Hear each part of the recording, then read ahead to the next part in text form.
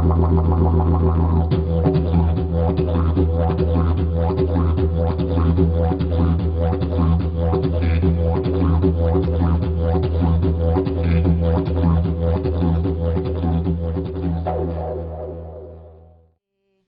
nombre del Programa Universitario de Medio Ambiente de la UNAM, de la Facultad de Ciencias, del CEICH y del Fondo de Cultura Económica, les agradecemos que estén aquí para acompañarnos y pues nos da mucho gusto que el doctor pueda estar aquí en esta visita a México para presentar el libro, esta tercera edición corregida y aumentada. Y sin más me voy a permitir presentar al doctor Joan para que nos comente de manera general algo sobre esta nueva edición y posteriormente daré la palabra a nuestros panelistas que amablemente nos acompañan el día de hoy, el doctor Víctor Manuel Toledo, muchas gracias, el doctor Enrique Leff, muchas gracias, y doctor Giancarlo Delgado. El doctor Joan Martínez Alier es catedrático emérito de la Universidad Autónoma de Barcelona, miembro desde el 2000 del Comité Científico de la Agencia Europea de Medio Ambiente, miembro fundador de la International Society for Ecological Economics, de la cual fue presidente también.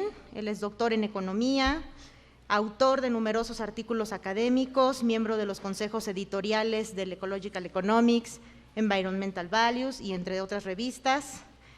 Ha colaborado con grupos ecologistas como Acción Ecológica en Quito y su Instituto de Estudios Ecologistas del Tercer Mundo, del cual es rector honorario. Y bueno, pues el doctor tiene numerosas publicaciones, entre las que destacan La economía y la ecología, de la economía ecológica al ecologismo popular en el 92, Los principios de la economía ecológica, una compilación del 95, El ecologismo de los pobres, conflictos ecológicos y lenguajes de valoración, y bueno, este propio libro que el día de hoy estaremos presentando la tercera edición. Sin más, doy la palabra al doctor Joan, muchas gracias.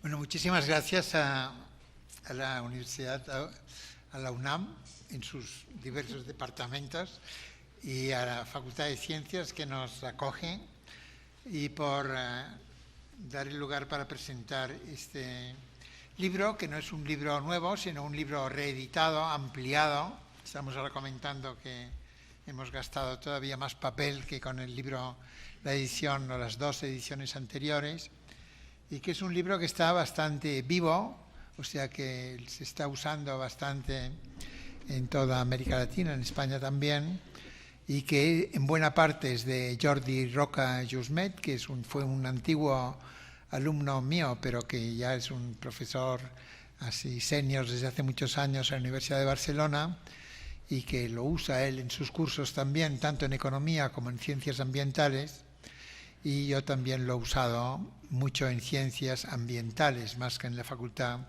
de Economía. Y es un libro que está vivo, aunque estos días aquí en México uno ve que estar muerto tampoco es un gran problema, porque hay tanta, digamos, actividad con muertos que, en fin, no me ha salido bien el chiste, pero quería decir que es un libro que está tan vivo como los muertos, como las calaveras que uno ve. Yo estuve aquí una vez también, esta vez me voy a ir ya mañana, pero y fue a Coyoacán y estaba lleno de mujeres calaveras muy atractivas, aunque muy disfrazadas, ¿no es verdad? Entonces no es ninguna calavera por ahora, sino un libro que se puede usar para la enseñanza, y como tal libro pues es un libro de texto, en partes de segunda mano, cosas que hemos visto en otros artículos o libros, y en parte son ideas propias de uno de los dos. Este libro empezó también, y quizá Enrique Leff lo va a comentar, como un pequeño texto que el PNUMA, Naciones Unidas, me pidió hacer cuando yo había estado en la Flaxo, y ya salió en coedición con Jordi Roca y también con Janet Sánchez, que luego ha sido ministra varios años en el gobierno de Correa, y que la había tenido en la clase en la Flaxo el año 94-95 en Quito.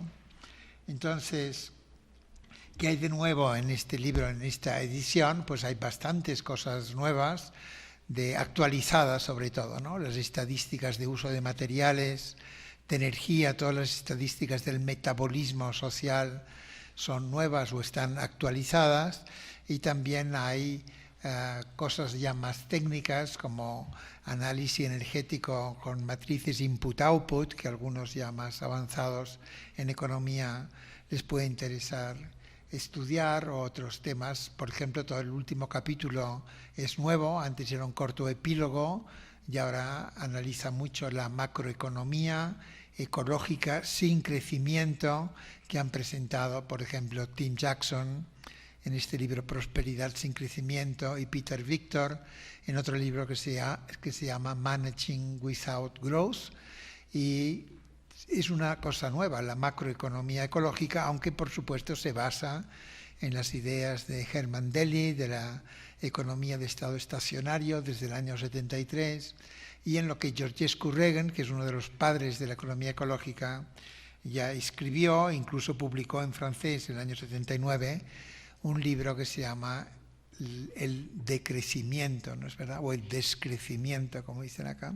Entonces, estos debates más actuales de macroeconomía ecológica, con esta idea del descrecimiento o de la economía de estado estacionario desde el punto de vista de energía y materiales, no estaban en la edición anterior y sí que están en esta edición, porque es algo que, aunque estaba en la propia raíz de la economía ecológica, no había esta especie de ahora, como hay ahora, de libros de divulgación casi, como el de Tim Jackson, que le recomiendo mucho, que se llama así, Prosperidad sin crecimiento, con todas también su estadísticas sobre cálculos o encuestas sobre satisfacción vital, ¿no? Y la paradoja de Easterlin, todo este aspecto también es nuevo en el libro.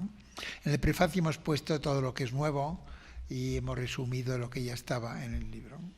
Entonces, yo más que explicar más todo lo que hay en el libro, que es imposible en 20 minutos resumir un libro que ya tiene más de 600 páginas, que no debería decir, porque esto disuade la compra, digamos, incluso puede disuadir hasta la fotocopia, ¿no es verdad? Pues con el tiempo el libro algún día estará en internet más a disposición, pero el Fondo de Cultura, para decir la verdad, yo he editado 2 libros, este y otro antes, y aparte de su origen en parte o con la participación de refugiados de la Guerra Civil Española, etcétera, que siempre es algo que conmueve en México, que cada vez es más histórico, pero que fue importante, ¿no es verdad?, para ustedes y para nosotros, que nos perdimos a tanta gente que se fue y tantos intelectuales que se fueron, los que no fueron asesinados. Pues aparte de esta historia, el hecho es que el Fondo de Cultura, en mi opinión, edita muy bien, y edita incluso a un precio que no es nada caro comparado con ediciones europeas, y por tanto lo recomiendo este libro como un libro de texto que, como digo, tampoco es mucha novedad. Alguna cosa nueva tiene el libro que no tiene otros libros que están traducidos del inglés. Los ejemplos son de América Latina, casi todos, o son algunos de España, y esto es nuevo y quizá lo hace más agradable para leer, que te expliquen otros ejemplos, ¿no? Quería leer solamente 2 páginas, teniendo aquí en la mesa, lo cual agradezco muchísimo a 2 viejos amigos como son Víctor Toledo y Enrique Leff. A Víctor Toledo le empecé a leer el año 88, 89, porque había pasado por Berkeley, en California. Yo había estado luego el año siguiente y no nos vimos allá, pero alguien, creo que era Michael Watts, me dijo: por aquí has pasado no sabían cómo describirlo, que sería, ahora sería un ecologista político, un etnoecólogo, pero era como un fenómeno así nuevo todavía, Víctor Toledo, en su ciencia de la época, que era hacer ecología humana y de sistemas agrarios, y tiene libros recientes precisamente de metabolismo social y temas agrícolas, con otros colegas míos como González de Molina, un gran historiador ambiental andaluz. Entonces nos conocemos desde hace pues muchos años, 25 años, algo así ya. Y Víctor Toledo pues a mí me ha influido mucho con este énfasis primero en la parte positiva, ¿no? Una la agroecología tradicional, la etnoecología, el análisis ecológico de esto, pero también el optimismo, en cierto modo, a pesar de todas las desgracias que sufre México, de que hay pues posibilidades de otro tipo de economía. Yo sé que al principio él se adhirió bastante a la economía ecológica y quizá no fue un amor del todo correspondido por ignorancia anglosajona, sobre todo en Estados Unidos, donde no hay campesinos, ni han oído hablar de lo que puedan ser campesinos, ¿no? En muchos ecólogos y economistas disidentes que fundaron la economía ecológica, excepto quizá alguno que quede por Nuevo México, así, y que descubrieron, ¿no?, muchos años después con Elinor Ostrom, que los comunes no era ninguna tragedia, como, en fin, aquí había habido una revolución para demostrar esto, que los ejidos no eran ninguna tragedia, sino todo lo contrario, que lo que era tragedia eran los cerramientos, la privatización de la tierra. Entonces Estados Unidos está muy retrasado en muchas cosas intelectuales, y una de ellas es quizá el tipo de cosas que ha estudiado Víctor Toledo mucho tiempo. Pero aparte de esto somos amigos desde mucho tiempo, como también con Enrique Leff, que ahora leo que está escribiendo, ya desligado de las obligaciones con Naciones Unidas, pues cosas muy interesantes sobre lo que llama el pensamiento ambiental latinoamericano. Y yo creo que esto es algo muy interesante, que en el libro hasta hay un recuadro explicando esto, sacado mucho de sus ideas, y quizá lo va a explicar luego, ojalá, porque yo creo que es muy interesante que en nuestra discusión aquí no hablemos mucho qué libro más bueno, que lo van a comprar, por favor, porque no es un acto de mercadeo, así, o por lo menos mercadeo muy disimulado, y que lo que vamos a hacer será una discusión interesante sobre esto. Entonces, para acabar, les voy a leer un texto que está aquí en el libro, en el primer capítulo, ¿no? Las preocupaciones ecologistas que están muy influidas por todo esto. Y también más tarde por Giancarlo Delgado, pero claro, es obviamente más joven, ¿no es verdad? Y yo le conozco solamente de los últimos 12 o 13 o 14 años, cuando llegó a Barcelona a hacer su doctorado, y que ya sabía de todo, pero en fin, ¿no?, lo ha continuado. Y es un gran economista ecológico de la nueva generación. No sé qué dirá, pero es mi opinión. Entonces el texto dice: las preocupaciones ecologistas no son ajenas a la vida cotidiana y a las necesidades básicas de la especie humana.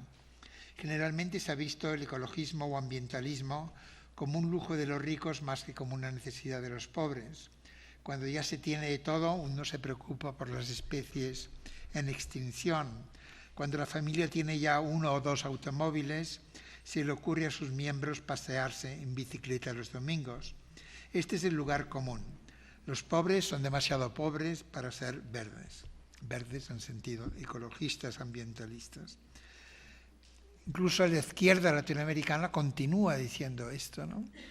La izquierda nacionalista latinoamericana continúa diciendo esto, 25 años después de que mataran a Chico Méndez, que fue en diciembre del 88. Suele creerse que la riqueza proporciona los medios para corregir los daños ambientales y que la gente rica es, ambientalmente hablando, más consciente porque puede afrontar la preocupación por la calidad de la vida. En contra de esta opinión, y esto es curioso en un libro de texto, citaremos unas frases de Hugo Blanco, antiguo dirigente campesino en el Perú, ingeniero agrónomo en la Argentina, pero luego dirigente campesino y ha estado en la cárcel no sé cuántas veces, pero escribió estas frases en una época corta en la que fue senador en 1991. Frases que sintetizan en lenguaje coloquial nuestra tesis de que existe un ecologismo popular, un ecologismo de los pobres, un movimiento general de justicia ambiental. Y escribió así Hugo Blanco en el 91, donde ya el propio Víctor Toledo, yo mismo en reuniones que habíamos tenido, ya estábamos hablando con gente de la India, Ramachandra Guha, de esta idea del ecologismo de los pobres o ecologismo de indígenas empobrecidos. Y Hugo Blanco escribió, y esto está en Google, lo pueden ver en una página web, si ponen Hugo Blanco, ecologismo de los pobres. Por cierto, más citado que nosotros seguramente, porque es un texto más vigoroso y porque es muy conocido. A primera vista, escribió, los ecologistas o conservacionistas son unos tipos un poco locos que luchan porque los ositos panda o las ballenas azules no desaparezcan. Por muy simpáticos que le parezcan a la gente común, ésta considera que hay cosas más importantes por las cuales preocuparse. Por ejemplo, cómo conseguir el pan de cada día. Algunos no los toman como tan locos, sino como vivos que con el cuento de velar por la supervivencia de algunas especies han formado organizaciones no gubernamentales para recibir jugosas cantidades de dólares del exterior. Alguno está pensando que sí, que esto es así, ¿no es verdad? Quizá no muchos acá, pero muchos en otro sitio. Pueden ser verdad hasta cierto punto estas opiniones. Sin embargo, en el Perú existen grandes masas populares que son ecologistas activas o ambientalistas, se dice aquí. Por supuesto, si a esta gente le digo, eres ecologista, pueden contestarme, ecologista será tu M puntos suspensivos o algo por el estilo. Y que perdone la Facultad de Ciencias este lenguaje. Veamos, ¿no es acaso ecologista muy antiguo el pueblo de Bambamarca que más de una vez luchó valientemente contra la contaminación de sus aguas producidas por una mina? ¿Qué mina? Yanacocha, que todavía está activa y ahora quiere hacer otra mina que se llama Conga. 91, y estamos 20 años después, 22, con muchos de esos conflictos todavía activos. ¿No son acaso ecologistas los pueblos de Hilo y de otros valles que están siendo afectados por la Southern Perú Copper Corporation, ahora del Grupo México, ¿no es verdad? No es ecologista, quizá el Grupo México no es de México hoy en día, pero yo creo que sí. No es ecologista el pueblo de Tambo Grande, que en Piura, en el norte del Perú, se levanta como un solo puño y está dispuesta a morir para impedir la apertura de una mina de oro en su pueblo, en su valle. Y el año 2002, 10 años después, Tambo Grande fue el primer lugar donde hubo un referéndum local, no una consulta bajo el convenio 169 de la OIT, sino un referéndum local en virtud de la democracia local contra una mina de oro, y lo ganaron, y no se ha hecho por ahora la mina de oro, aunque como hay oro, alguien vendrá. ¿No es ecologista, preguntaba Hugo Blanco, el pueblo de Tambo Grande, ya he dicho? También es ecologista la gente del Valle del Mantaro, que vio morir las ovejitas, las chacras, el suelo, envenenados por los relaves de las minas y el humo de la fundición de La Oroya. Y en La Oroya ha habido luego conflictos con la Dow Run, enormes pasivos ambientales que nadie ha pagado. Y pasivos ambientales es otro de los nuevos capítulos de este libro. Las deudas ecológicas que tienen empresas, la Chevron Texaco en Ecuador y tantas otras, y que no salen en la contabilidad. El libro se llama Economía Ecológica. ¿Cómo es que en la economía que ustedes estudian, algunos estudiantes acá de economía o de economía empresarial, no les explican nada de pasivos ambientales? O les dicen que pasivos es lo que queda cuando se cierra la mina y no toda la contaminación que ha habido y su costo económico, si se trata de economía, o su daño que no podemos valorar en dinero durante la operación de la mina o de la plantación de palma de aceite o de la represa hidroeléctrica, porque cada vez hay más conflictos de estos, ¿no? Porque cada vez aumenta el metabolismo de la sociedad. Y acababa Hugo Blanco escribiendo, son completamente ecologistas las poblaciones que habitan la selva amazónica y que mueren defendiéndola contra sus depredadores. Y luego ha habido casos en Perú, como Bagua, ¿no? Hace 2, 3 a 4 años, en 2009, con decenas de muertos, ¿no? De los dos lados, policías también, en ataques contra poblaciones amazónicas que defienden la selva contra, en Perú, los Achuar contra la Oxy, ¿no? En casos de petróleo, o acá, ¿no? Casos que yo leo de segunda mano, me explican como el cerro o el territorio Viricuta, ¿no es verdad?, usando un lenguaje de valoración que no es compensación de externalidades, ¿no es verdad?, sino que es que la tierra o el agua o el cerro es sagrado, ¿no es verdad? Y la última frase de este texto de Hugo Blanco es ecologista incluso la población pobre de Lima que protesta por estar obligada a bañarse en las playas contaminadas, cosa que ahora se ha arreglado bastante, esta última, pero no las otras, ¿no? Entonces, estas son cosas que van saliendo en el libro bastante, intercalando análisis así más técnicos de economía con sus ecuaciones y para explicar la economía ambiental ortodoxa y luego criticarla, ¿no es verdad? Y al mismo tiempo traer ejemplos de la vida real que muestran precisamente dos temas fundamentales. Una, el metabolismo que va creciendo, y ya sé que metabolismo es una palabra que es un poco técnica y que mucha gente normal fuera de acá no entiende, pero que en la economía quiere decir el uso de energía y materiales cada vez mayor y estos flujos de comercio internacional desigual cada vez mayor y estas deudas ecológicas del norte con el sur por el cambio climático, ¿no es verdad? Y por otro lado, esta idea de los diversos lenguajes de valoración que se pueden quizá medir algunos en sus propias unidades, ¿no? Uno puede decir, este paisaje es más bello que este otro, no sé si el doble o 3 veces, no sé qué unidades se usan para paisaje, ¿no? Quizá los geógrafos tienen, o la contaminación es tanto mayor en algunas unidades, pero que muchas veces no se pueden medir. Incluso cuando se miden en distintas unidades, son inconmensurables, o sea, son mensurables, pero inconmensurables entre sí. Y esto abre a la economía ecológica, a nivel microeconómico y macroeconómico, una perspectiva multicriterial, multivalorativa, que es como si dijéramos el tema principal, o sea, la tesis principal. En los proyectos hacer valoraciones multicriteriales y no análisis costo-beneficio. Y en la macroeconomía, no decir que como el PIB sube, bueno, aquí no sube, ¿no? Aquí en México en este momento el multicriterio es un poco fácil porque casi todo va mal, ¿no es verdad? Va mal la ecología, lo siento, va mal la economía, va mal, ¿no? Va mal hasta la violencia, va bien, quiere decir que va mal, etcétera. Pero en fin, otras épocas vendrán, y las han tenido, en que el PIB aumenta, pero el medio ambiente es destruido. Entonces, no se puede sumar esto fácilmente.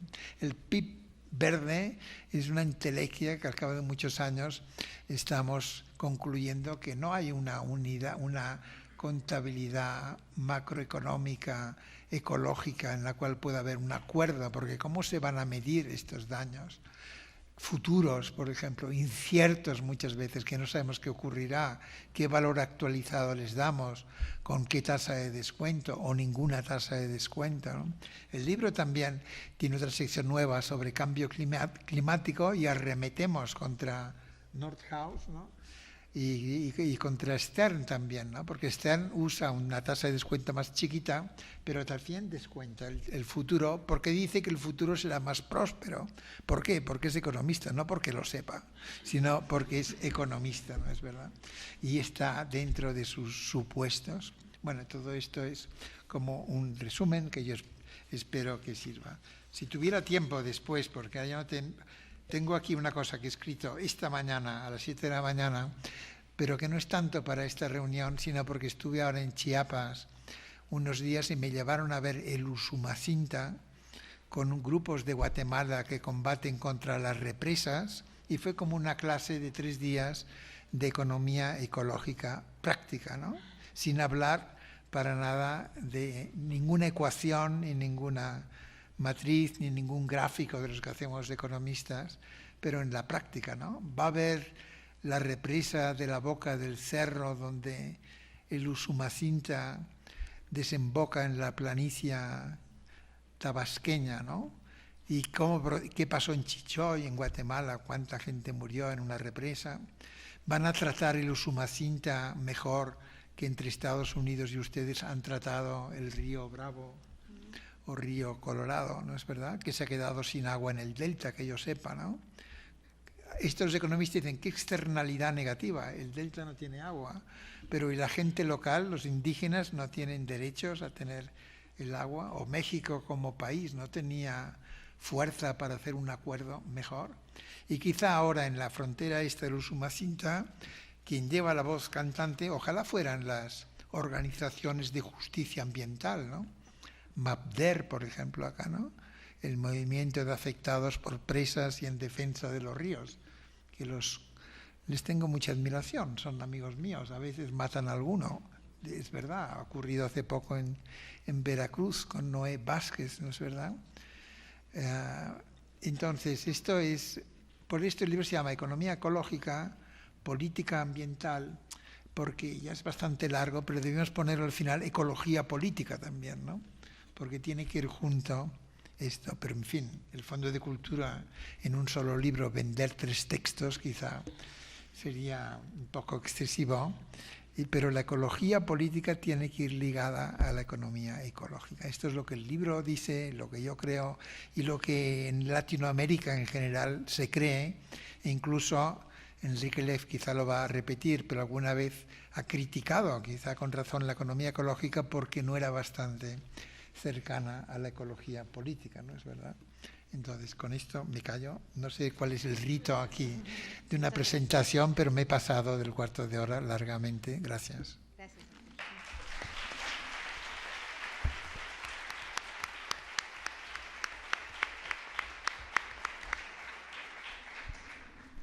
Bueno, a continuación cederé la palabra al doctor Víctor Manuel Toledo. Él es biólogo mexicano. Ha combinado su formación científica con estudios sociológicos sobre economía política, culturas agrarias y sociología rural. Es un experto en etnoecología. Sus estudios y aportaciones teóricas sobre las relaciones entre las culturas indígenas y la naturaleza gozan de reconocimiento internacional. Él es investigador de la UNAM desde hace 3 décadas, autor de más de 200 publicaciones científicas y de divulgación, y nos da mucho gusto tenerlo hoy con nosotros. Gracias, doctor.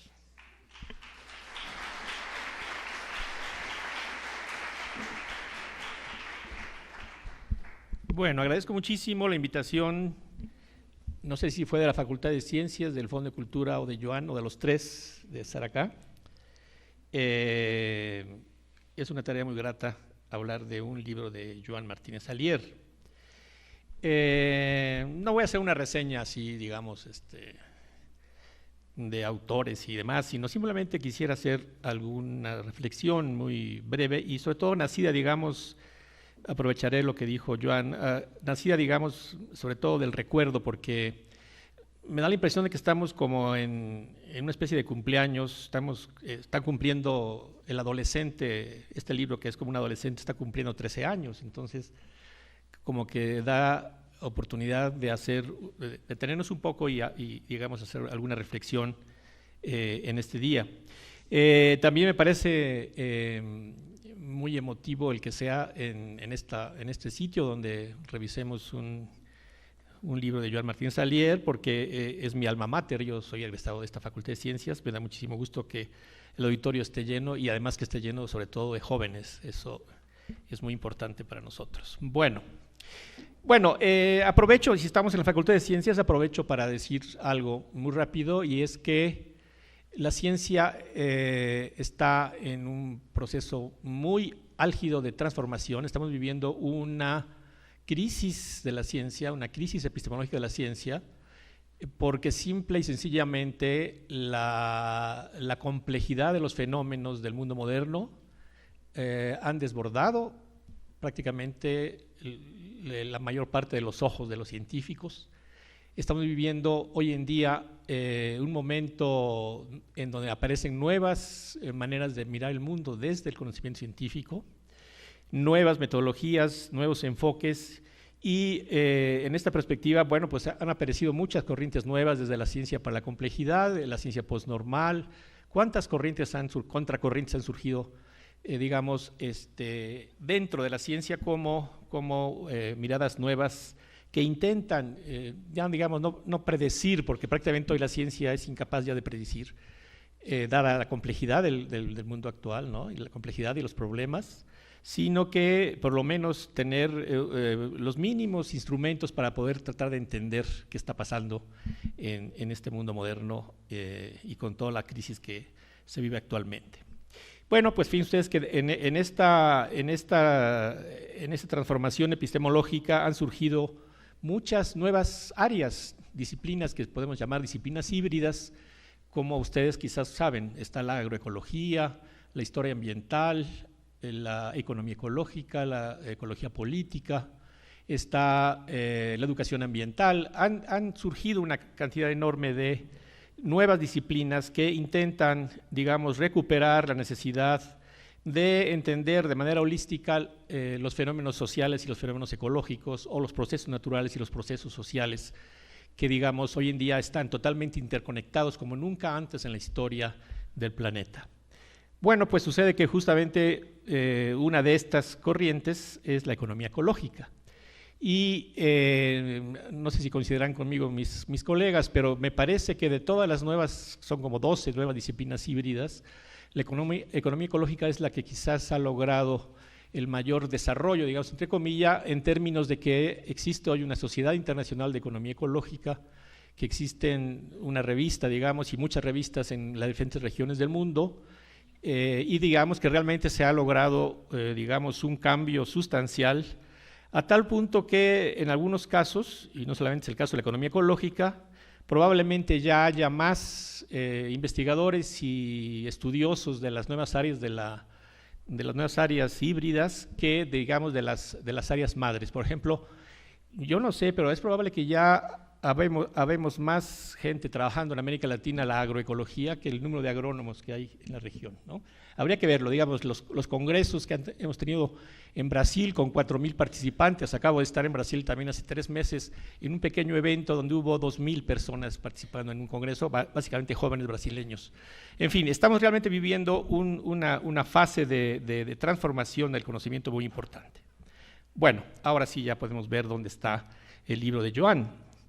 Efectivamente, Joan y yo nos conocimos justamente en Washington en 1990, si no me equivoco, en el primer Congreso Internacional de Economía Ecológica. Yo me acercaba tímidamente por ahí a ver qué era esto. Yo presentaba una única ponencia que tuvo muy poca gente, yo recuerdo, quizás 9 o 10 personas. Una de ellas era Joan.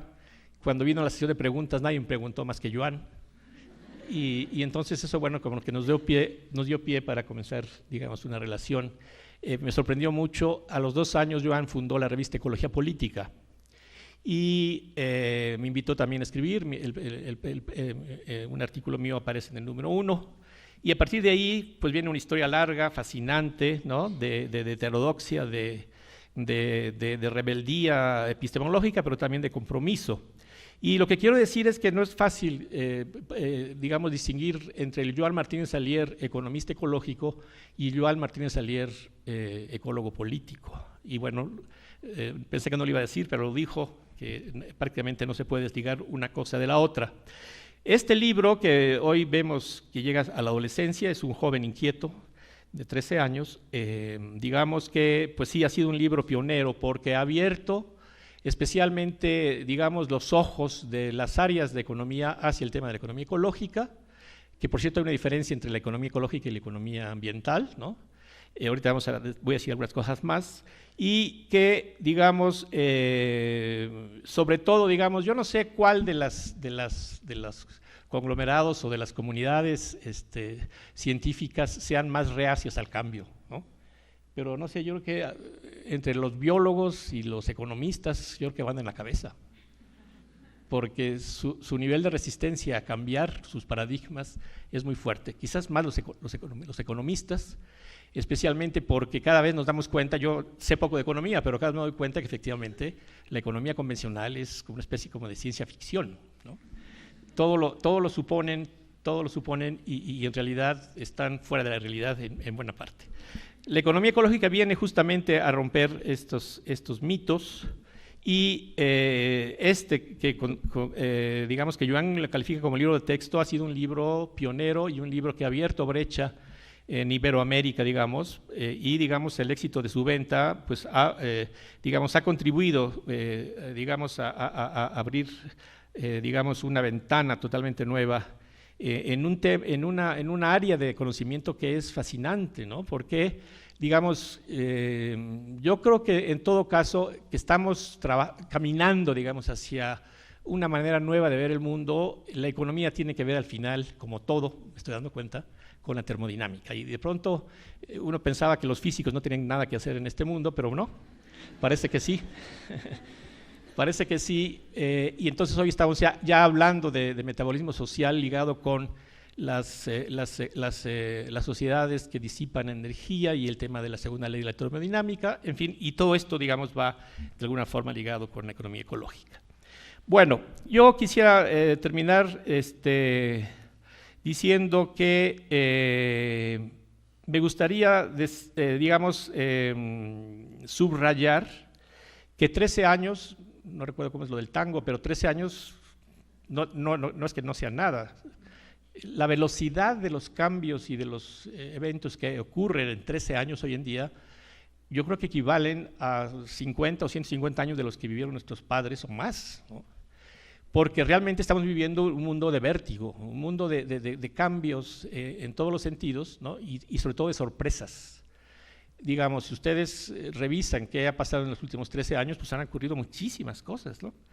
Digamos, desde los eventos de las Torres Gemelas en Estados Unidos a los eventos contra la seguridad en España, la crisis económica del 2008, ¿no? Entonces, no sé, digamos, allí el libro, si digamos que de pronto podemos suponer qué estará pensando el libro sobre nosotros mismos, bueno, pues ocurrió ahí ya un evento muy importante que es la crisis del 2008.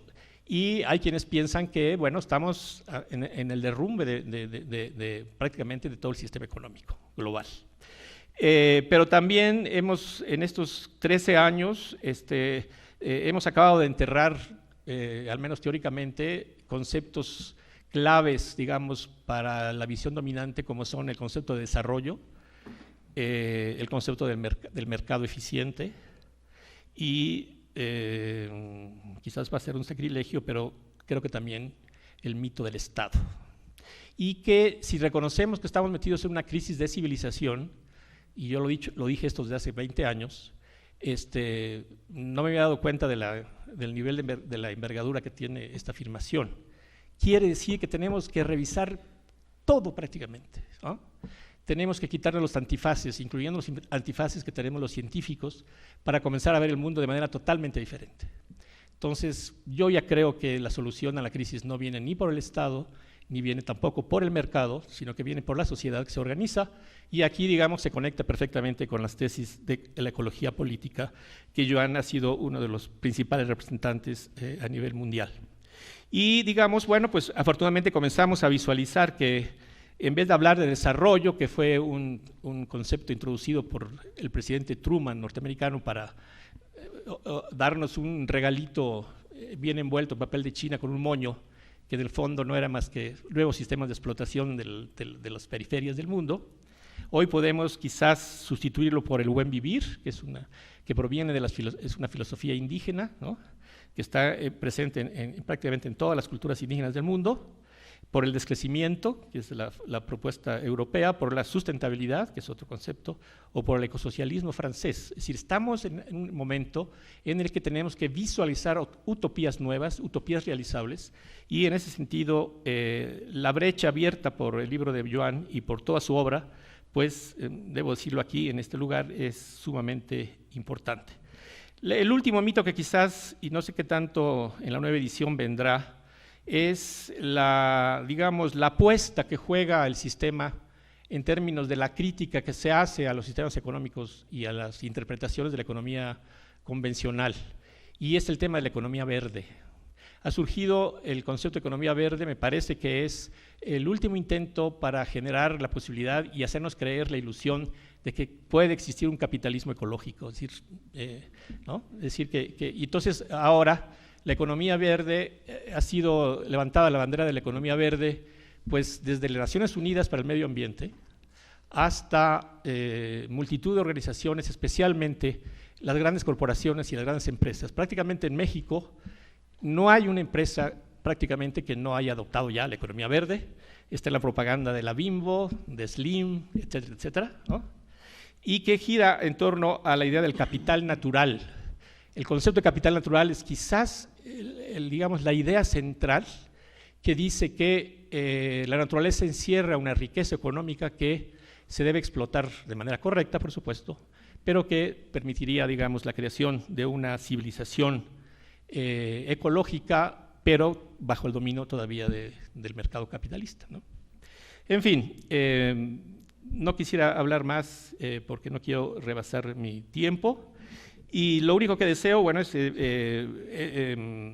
encomiar que este libro se haya publicado en México, que el Fondo de Cultura Económica lo haya seguido, que haya sacado una edición, y deseo fervientemente que nos comprometamos a estar aquí en el 2026 para celebrar ya la mayoría de edad del libro de Joan. Muchas gracias.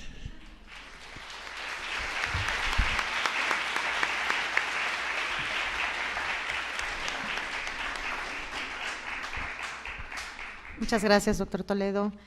A continuación, le cederé la palabra al doctor Giancarlo Delgado Ramos. Él es economista, egresado de la Facultad de Economía de la UNAM, con estudios de maestría y doctorado en Ciencias Ambientales en la Universidad Autónoma de Barcelona, en España.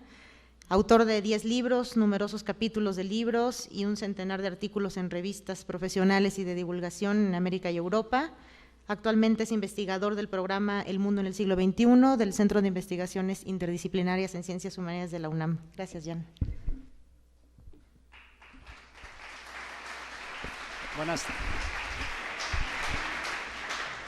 Muchas gracias, buenas tardes. Bueno, primero, a estas alturas, en realidad rodeado con 3 grandes investigadores que han abierto escuela, cada uno de ellos, y que han tenido además colaboraciones muy sinérgicas, y uno cuando los lee se nota, y este libro es un ejemplo de esto. Pues es muy difícil, ¿no?, decir algo, porque en realidad pues yo he aprendido de los 3. Particularmente con Joan, que he tenido una relación mucho más cercana, académica, y también con Víctor, un tanto más de amistad y incluso por cercanía con familiar, de amigos míos que son familiares de Víctor. Entonces, para mí es un gusto estar aquí y realmente puedo decir yo bastante poco, pero sí quisiera dar mi punto de vista desde la perspectiva de que fui estudiante, que sigo aprendiendo y que he estado aprendiendo, y que estos libros, de los 3 que están aquí, pero este en particular, que es el que estamos presentando hoy día, para mí es un libro, no solamente es un libro de texto, no solamente es un libro que sirve para enseñar, sino es un libro de consulta constante. Yo consulto este libro para las clases, pero también para mis investigaciones de manera cotidiana.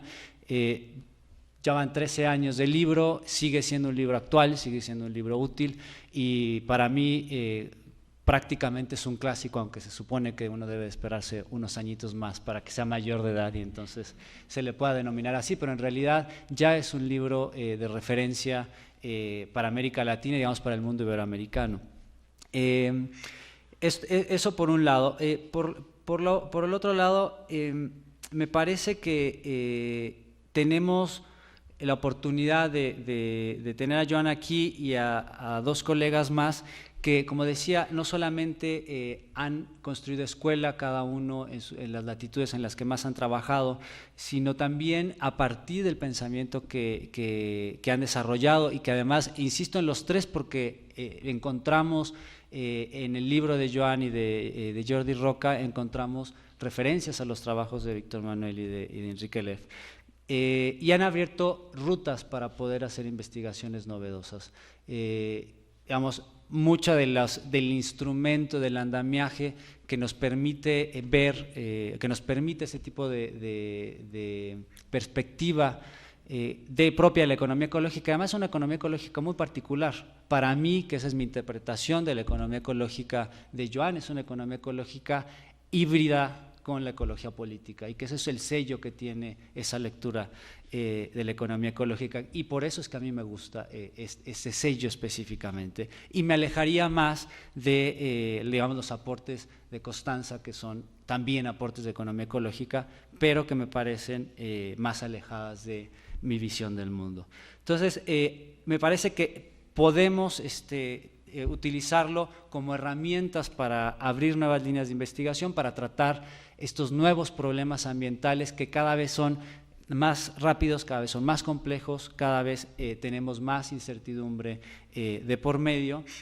Y además, pues es un gusto leerlo y convivir todavía, digamos, con todas estas lecturas que se han vertido en los últimos años, porque tenemos autores, y Joan ciertamente es así, un autor muy humilde, no nada más en términos académicos, sino en términos personales, a pesar de toda esta trayectoria internacional que tiene, y que además son autores y son académicos con los que se puede discutir, con los que se puede diferir de manera constructiva, y eso no siempre se puede, y eso es otra de las enseñanzas que a mí me parece a nivel personal que yo he aprendido con Joan y con la gente con la que él trabaja. Y por otro lado, también es algo muy particular, y eso es muy rescatable del trabajo que está detrás de este libro, que resulta de un trabajo, sí, intelectual, sí, un trabajo académico, pero un trabajo con la gente.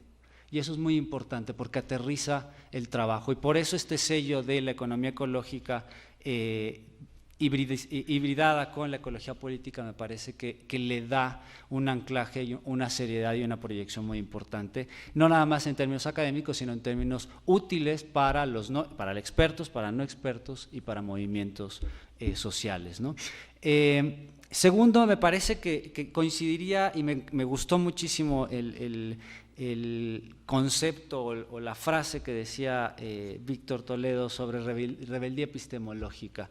Yo agregaría, y estoy seguro que Víctor lo piensa así, rebeldía epistemológica, y va incluido en la palabra rebeldía, politizada, porque no se trata de ser rebelde nada más porque sí, sino porque tenemos una cantidad de problemas muy serios, muy complejos hoy día y hacia adelante, y necesitamos hacer ciencia con perspectiva política, y entonces, porque estamos con una crisis epistemológica, con una crisis en el propio proceso de evaluación y de valoración de los problemas ambientales, que es lo que discute en muy buena medida el libro, y por otro lado tenemos también un problema de crisis en la toma de decisiones, ¿no? Y no es solamente las resistencias que tenemos los economistas o que tienen otros, digamos, intelectuales con formación muy disciplinar, sino que también lo tienen los políticos, ¿no? La izquierda mexicana, que es algo que Víctor Toledo ha estado discutiendo desde la década de los 70, ¿no? de estas resistencias de la izquierda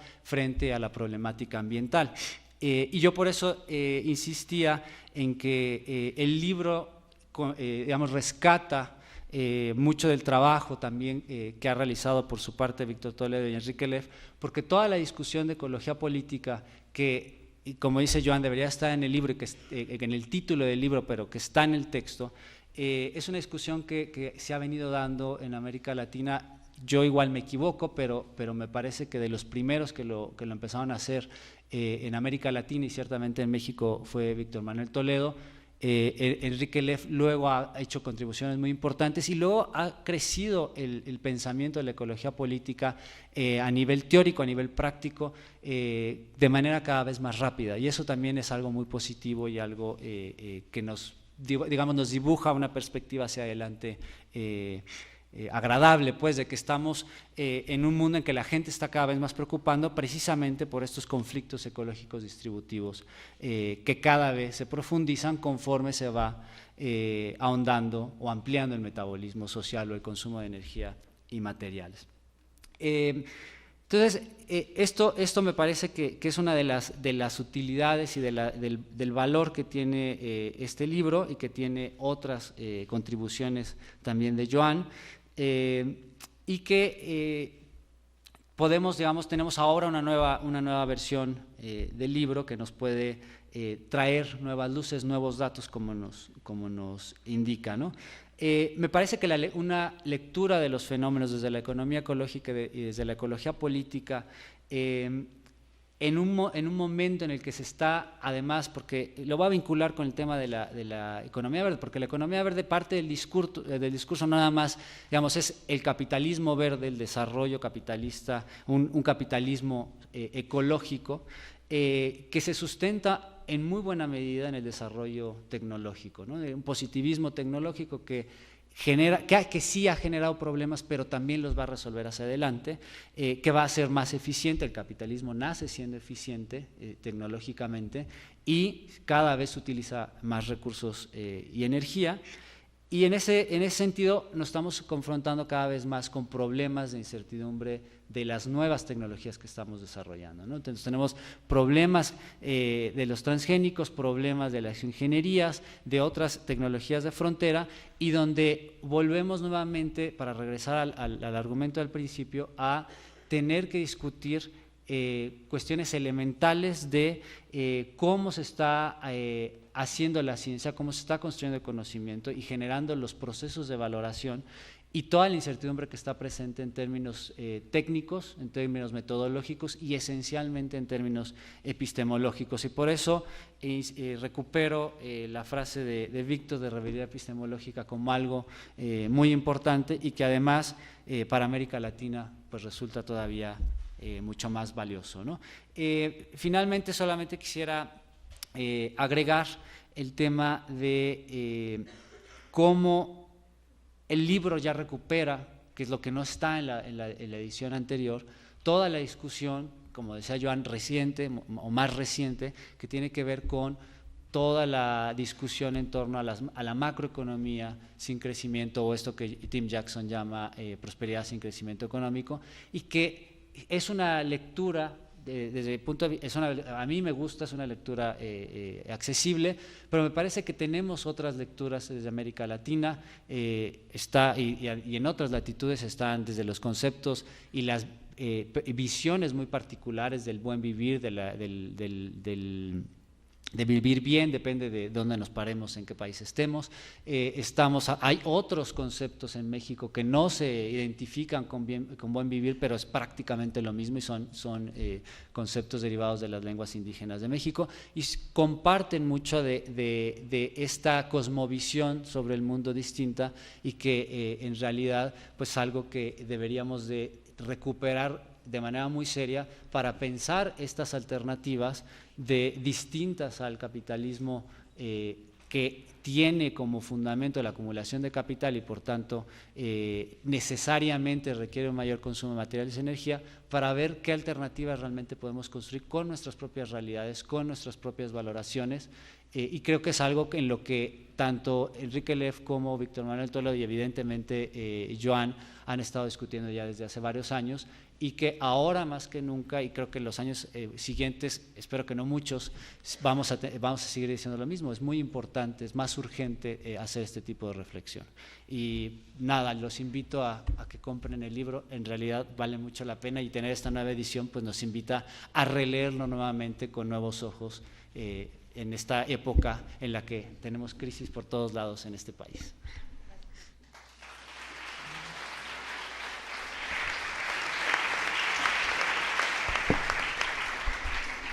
Gracias, Giancarlo. Y bueno, finalmente le cederé la palabra al doctor Enrique Leff Zimmermann. Él es sociólogo, doctorado en Economía del Desarrollo en París, investigador del Instituto de Investigaciones Sociales y profesor de la Facultad de Ciencias Políticas y Sociales de la UNAM en temas de ecología política y sociología ambiental. Fue coordinador de la Red de Formación Ambiental para América Latina y el Caribe en el Programa de las Naciones Unidas para el Medio Ambiente, y coordinador de la Oficina del Programa de Naciones Unidas para el Medio Ambiente en México, además de ser autor de numerosas publicaciones. Gracias, doctor.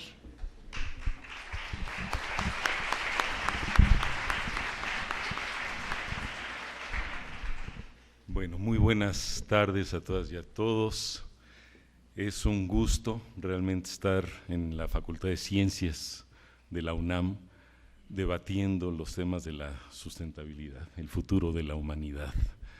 Me pregunto por qué tuvieron el buen tino de hacerlo acá, por ejemplo, y no en la Facultad de Economía, por ejemplo, ¿no? Pero me parece que es una decisión atinada, sobre todo porque porque efectivamente hay que poner a pensar a los teóricos de la termodinámica y de otros campos de las ciencias, ¿no?, de la biología, de la genética, en estos temas de la sustentabilidad.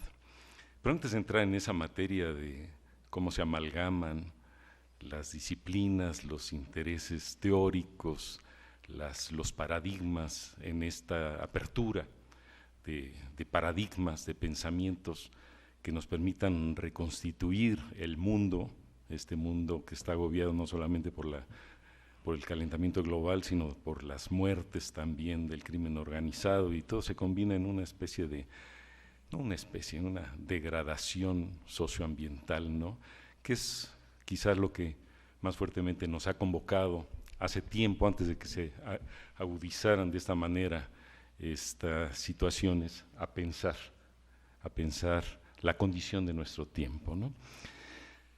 Pero voy a tomar primero un hilo más personal, más anecdótico, ¿no?, con el cual había empezado Joan, a quien yo agradezco la invitación a volver a encontrarnos.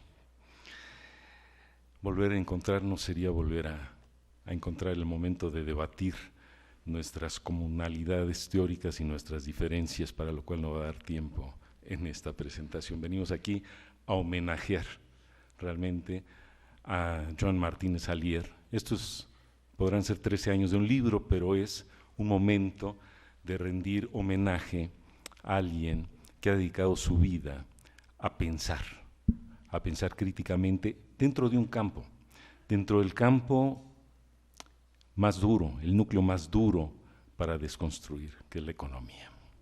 Si hay una racionalidad que gobierne hoy al mundo, que lo tenga, podríamos decir filosóficamente, destinado a un destino nada glorioso, es la economía. Y entrar a desconstruir esa monumentalidad que se ha incrustado en la realidad del mundo es una tarea titánica. Y Joan ha dedicado su vida a tratar de desconstruir de alguna manera esta monumentalidad en un sentido perverso, ¿no?, los monumentos donde, por ejemplo, está Stalin o Lenin y vienen las revoluciones y los derriban, ¿no? O sea, lo que hay que derribar, lo que hay que reconstruir, pero que ha adquirido una solidez tal, está tan incrustado en nuestras formas de pensar, de vivir, de consumir, de producir, que encontrarle la vía por donde reconstituirla es una tarea realmente titánica. Pero antes de entrar a los dramas de los titanes, ¿de dónde salió este libro? Yo quiero recordar, a Joan le encantan las anécdotas además, ¿no? O sea, no nada más le gusta combinar la desconstrucción de la economía con una sensibilidad que son raros los economistas ecólogos, ¿eh? No, los economistas, esos no se preocupan por esa externalidad, ¿no?, positiva, negativa, esa cosa que queda fuera de su campo de interés como seres humanos y como teóricos. Pero entre los economistas ecólogos, no crean que todo el mundo anda siguiéndole la huella ecológica, no solamente a la teoría, sino que anda yendo a Chiapas y anda subiéndose a las montañas y bajando a los valles y subiéndose un barco a encontrar a dónde están los movimientos de resistencia, ¿no?, los movimientos de resistencia a ser subsumidos dentro de esta lógica insustentable. Trataba yo de recordar cuando nos conocimos, y creo que no me falla la memoria, si recuerdo que fue en el Colegio de Michoacán. Tú no te acuerdas, entonces yo te lo voy a recordar. Me da mucho gusto poderte a ti recordar algo de la historia, porque además le gusta mucho la historia ambiental y no ambiental. Pero fue en el Colegio de Michoacán, donde todavía no era el momento de la publicación de tu libro, porque hay que decir también, abro paréntesis, Joan hoy en día es reconocido no solamente por este libro, sino por algunos de los libros que Anita mencionó al principio, ¿no? algunos sobre los prolegómenos, los fundamentos, ¿verdad?, de los protoecologistas o protoeconomistas ecólogos, con el cual Joan inauguró, digamos, su presencia planetaria por la cantidad de idiomas a los cuales ha sido traducido su libro de Ecological Economics, ¿no? Libros dedicados más propiamente al tema de la ecología política, ¿no?, la de variedad de ambientalismos, dedicado a disectar de alguna manera cómo se configura el ecologismo de los ricos, este ecologismo que mencionaba Joan, donde los ricos que tienen 3 coches, entonces el domingo salen a andar en bicicleta.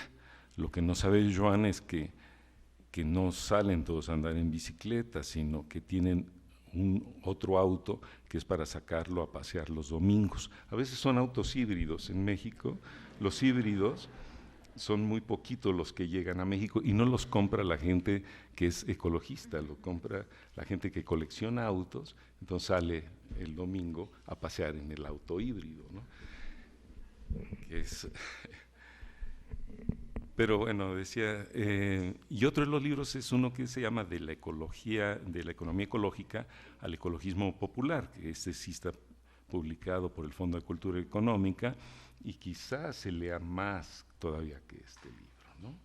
Joan debe tener las cifras por las regalías que le llegan de uno y otro, pero yo creo que ¿ya no lo editan más? Bueno, falta de criterio comercial y crematístico del Fondo de Cultura, porque además es un libro, pues, de más fácil lectura, más accesible y que busca ahí más estrechamente este vínculo entre la economía ecológica y la ecología política. Esto que no es una mera interdisciplinariedad, sino una búsqueda digamos, más profunda de ver por dónde se puede desconstruir la propia economía y desparadigmatizar también a la propia economía ecológica. Pero decía que nos encontramos en ese colegio en Michoacán, a ti te habían invitado, Joan, y a mí también, no estoy seguro si era para debatir tu libro o qué, pero acaba de salir mi libro Ecología y Capital, y tú dedicaste una intervención completa al análisis escribiste una crítica de ese libro, y ahí es a donde nos encontramos. Después hubo un encuentro también del cual en medios académicos no nos gusta mucho hablar. No es que no nos guste, no lo sacamos a colación, pero Joan me conoció a mí vestido no de académico, sino andaba en el centro de la Ciudad de México, también un domingo, abrió el periódico y vio el programa de Bellas Artes. Y entonces una vez me lo contó, si yo te conocí, dice, cantando el Papageno en la flauta mágica, que es otra forma de hacer interdisciplinariedad, o de andarle buscando la vida a la vida, ¿no? Pero ahí nos encontramos. Y poco después, ya estando yo en el PENUMA, y andando haciendo alguna misión en Ecuador, cuando Joan tomó un sabático, creo que fue un sabático, medio sabático, pero estuviste como 6 meses en Flaxo de Quito. Y ahí, en una conversación, y yo andaba con la inquietud de aprovechar la trinchera de la red de formación ambiental para promover esto que hoy llamamos con cierto orgullo, ¿no?, el pensamiento ambiental latinoamericano. Entonces, abrir una serie que así se denominó, Pensamiento Ambiental Latinoamericano, y lo que hay que decir es que Joan la inauguró. Fue ahí a donde yo le propuse a Joan escribir un texto que se convirtió en esto, Curso de Economía Ecológica. Es el número 1 de la serie de textos básicos para la formación ambiental. Y a mí me da mucho gusto después ver que se transformó este libro de mucho más respetuoso del medio ambiente, tiene menos páginas, en este en este libro que tiene dos ediciones, ¿no?, en el Fondo de Cultura Económica, y ahora pues viene este libro que los comparé y sí se notan las 100 páginas adicionales que tiene Pero de estas 100 páginas, no son solo 100 páginas adicionales. Efectivamente, Joan y Jordi Roca se dieron a una tarea de revisión de este texto, lo cual no es para nada poca cosa, no es nada fácil tratar de actualizar un texto que nace en un momento, no nada más con una fecha, sino que es un momento de reflexión teórica sobre los acontecimientos, ¿no?, en torno a estas problemáticas que nos preocupan. Y las cuestiones tanto teóricas como prácticas, políticas, fácticas, van complejizándose y evolucionándose a ritmos realmente a veces vertiginosos. Entonces, uno dice, ¿hasta dónde sigue siendo pertinente aquello que yo escribí en 1970 y tantos, 80 y tantos o 90? Cuando evoluciona de tal manera el análisis de la problemática. Entonces, aquí no son 100 páginas más, son muchas páginas que fueron realmente revisadas. Joan ya explicó en su intervención inicial a dónde están los núcleos de transformación más interesantes en esta nueva edición, que creo que se equivocó Fondo cuando dice revisada y aumentada. Es revisada y actualizada, más que propiamente aumentada. Acá, y eso es lo que viene, digamos, a aportar esta nueva edición de este libro, que ha tenido, pues, por sus propios méritos, una gran acogida y, como ya han dicho, es un libro de referencia para quien quiera entender la economía ecológica desde una perspectiva más crítica, ¿no? ¿Qué pensaría yo sobre el contenido teórico, la perspectiva teórica del libro, ¿no? O sea, aquí hay muchas cosas actualizadas o aplicadas, instrumentales, por ejemplo, del análisis de flujos, en el primer capítulo, porque yo sí me leí el libro, con mucho gusto. Y hay todo un análisis sobre cómo se presenta después de que salieron los principios, ¿no?, de la huella ecológica, o cuando tocaba analizar y evaluar hasta qué punto estas propuestas que surgieron desde principios de los años 90 de desmaterializar la producción, hasta dónde podríamos realmente evaluar, medir de alguna manera, hasta qué punto era posible esta propuesta teórico-práctica, es decir, la idea de esta ideología que está muy fuerte dentro del campo de la economía y de la política, es decir, de que la economía puede reformarse. Y es todo lo que cubre un amplísimo campo hoy en día de lo que se llama la reforma ecológica, la modernización ecológica, que no solamente digamos, se decanta en el campo de la economía, sino, por ejemplo, muy fuertemente en el campo de la sociología hoy en día.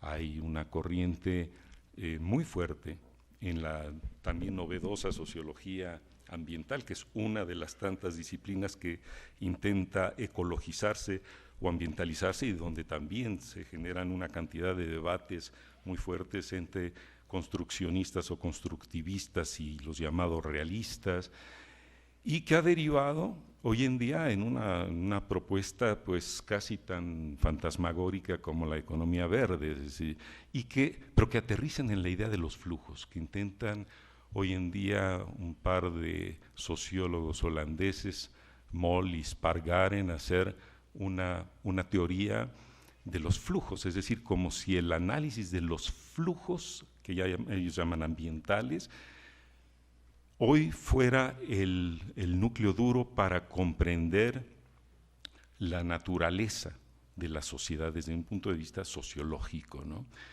Y ahí, por ejemplo, no solamente hacen análisis de balances de materias y energía, sino pretenden hacer en los flujos, se hibridan, esta palabra que tiende a querer conceptualizar la desontologización parcializada del mundo, es decir, la cosa de que ya no hay espacios que sean de pura economía y de pura biología y de pura economía, sino que el mundo está hibridizado, ¿no? Y ahí ponen a circular en esos flujos materia, energía, movimientos sociales, indicadores, instituciones, un poco parece como una cadena borgiana donde pueden circular con la misma intensidad, o digamos, con la misma coherencia, entidades tan dispares como esto que acabo de mencionar y algunas cosas más, ¿no? La economía ecológica yo creo que mantiene una mayor consistencia en su análisis de los flujos de materia y energía. Pero caen, como lo reconoce Joan, en esa dificultad de construir los indicadores híbridos, donde no hay manera de hacer realmente, de transformar, de cambiar la economía por un simple balance de energía, ¿no? Va a ser un energetismo económico. Y entonces se cae en este tipo de dificultades. Bueno, para no alargarme mucho, Joan va analizando, aplicando, y hay una cantidad de nuevas publicaciones de los últimos años, donde él mismo en América Latina y en España va aplicando estos estudios de análisis del throughput, de los balances de energía, es decir, del metabolismo de la naturaleza que induce el proceso económico, para poder decir si finalmente después de 20 y pocos años, la idea del Wuppertal Institute, del World Resources Institute, de que era posible desmaterializar la producción, es decir, reducir el desgaste de materia y energía, ¿no?, que entran en el proceso económico por 4 por 10 veces, ¿no?, como pretendían sus proponentes, ¿no? Y con ese cuidado de Joan de ir mirando desde la teoría, desde los indicadores y desde un análisis lo más consistentemente posible de lo que viene sucediendo con esta rueda de la producción, es decir, con Marx diría la reproducción ampliada de capital. ¿Hasta dónde este deseo, ¿no?, y esta voluntad de poder, si me permiten usar el término nietzscheano que se aplica muy bien aquí, porque es una voluntad de poder, de querer forzar a la economía para que pueda acoger las condiciones ecológicas del planeta y ajustarse, y tutti contenti, como dice un concertante ahí de rossiniano, ¿no? Tutti contenti. Todos quedamos contentos en este mundo. El día de mañana vamos a lograr efectivamente bajar los niveles de gases de efecto invernadero 50 o 80% del punto que estaban en 1990, cosa que a los presidentes, cuando se reúnen y ya van a dejar la cartera, no les cuesta trabajo decir y que salga publicado en el mundo. Pero en la realidad, lo que eso significa es que los mecanismos de mercado, que la innovación tecnológica no dan para desconstruir, digamos, para ecologizar a la economía.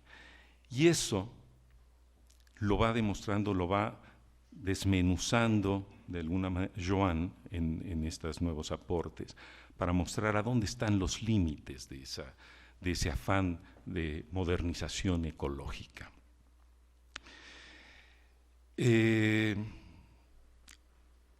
Uno puede seguir hablando horas, desmenuzando capítulo por capítulo, viendo cómo vuelve con algunos de los postulados originales de la economía ecológica, la regla de Hotelling, por ejemplo, y cómo va claramente usando el propio lenguaje de los economistas, mostrando dónde están las fallas, las trampas, lo incierto, lo inaplicable, lo ficticio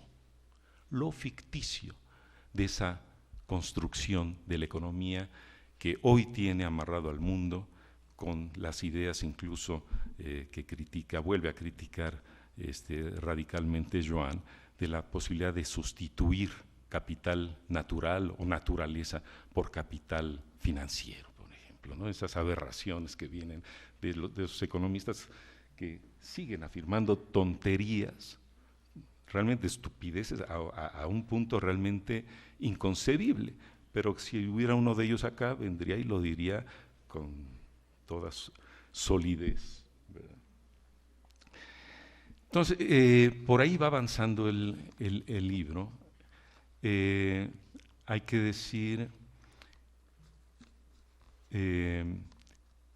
es muy difícil, es de tal magnitud los problemas que se van planteando, que si Joan hubiera seguido la huella de todo esto hasta el punto, por ejemplo, de desentrañar todas las falacias y todo a lo que está conduciendo las nuevas estrategias discursivas y políticas de esta nueva geopolítica del desarrollo sostenible, que ahora intenta renombrarse en términos de economía verde, por ejemplo, ¿no?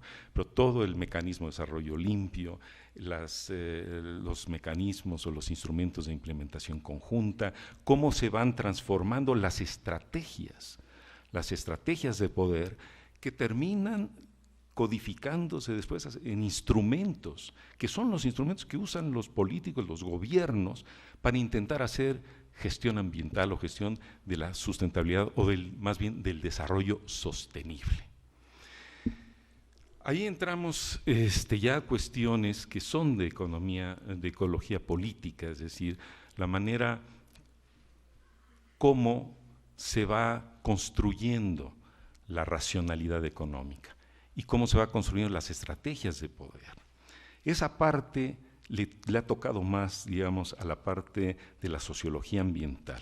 O sea, Joan reconoce que hay un conflicto, como dice, de lenguajes de valoración, pero referido más bien a las formas como los grupos de resistencia, las comunidades indígenas, campesinas o grupos populares perciben la cuestión del medio ambiente o combaten la globalización, ser englobados en esa globalización, o responden a conflictos que él llama de distribución ecológica, que diré alguna palabra, no son solamente de distribución de los activos pasivos, es decir, de los bienes ecológicos del planeta.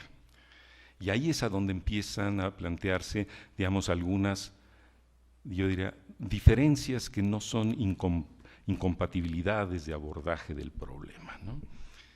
La cuestión, desde mi punto de vista, digamos, desde mi forma de percibir el problema de la sustentabilidad, tiene que pasar no solamente por seguirle la huella a estas mañas, yo diría, teóricas, conceptuales y políticas después, ¿no? Cómo se van instaurando estos conceptos, cómo se van instaurando estas mediciones, sino cómo se van mirando la problemática de la sustentabilidad desde distintos, yo diría, no solamente lenguajes de valoración, que sí lo son de alguna manera, sino distintas racionalidades. Lo que está en juego en la construcción de la sustentabilidad es una disputa de conceptos, de conceptualizaciones y de modos de vida, de modos de vivir en este mundo. Cuando termina el libro, digamos, con esta parte novedosa que es tomando las teorías de Tim Jackson y de Peter Victor, es decir, sobre una nueva macroeconomía que viene a retomar lo que en algún momento intentó o postuló Hermann Daly con la economía de estado estacionario, o Georgescu Ruegen con ese vínculo fundamental, ese quiebre paradigmático genial, digamos, que tuvo Georgescu Ruegen al vincular el proceso económico con una ley fundamental de la naturaleza, la entropía. Entonces, lo que ahí se están jugando son estrategias de poder que son parte de la ecología política. Una cosa es seguirle la huella a cómo se plantean los conflictos, ¿no?, de distribución ecológica, cómo se pelean en el campo de la realidad, en los tribunales, por ejemplo, para tener un pago por daños ecológicos. Pero lo que están buscando los pueblos indígenas, esto que se reclama a través del buen vivir, del vivir bien, es la construcción, el derecho. Son más que reclamar lenguajes diferentes, son derechos de ser en el mundo, de desvincularse de la economía, no de jugar a través de una distribución equitativa o de algún criterio de justicia ambiental. La justicia ambiental se juega en un derecho de desvincularse de ese orden que hoy rige la Constitución, los destinos del mundo, desvincularse para construir desde su vivir bien, que es decir, sus cosmovisiones, su modo de ser y estar en el mundo, su vínculo recreado a través de la reinvención de sus identidades, formas alternativas y sustentables de vida, pero que para poder ser necesitan reclamar algo más que el pago de una deuda.